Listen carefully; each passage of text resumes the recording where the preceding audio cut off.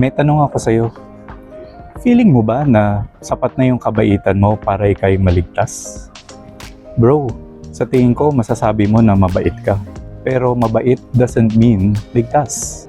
Sabi nga sa Romans 3, walang matuwid, wala kahit isa. Lahat tayo makasalanan.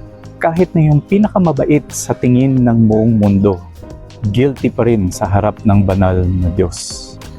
Ang tanging paraan para tayo maligtas, hindi ang good works mo, kundi ang finished work ni Christ.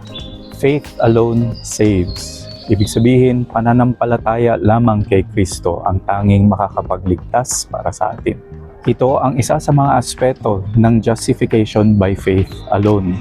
Declared righteous tayo, hindi dahil sa kung ano man ang ginawa natin para sa Kanya, kundi kung ano ang ginawa niya para sa atin. Tandaan, hindi mo kailangan maging sapat. Si Kristo lang, sapat na para sa atin. Follow Kape at Confession for more Reformed content.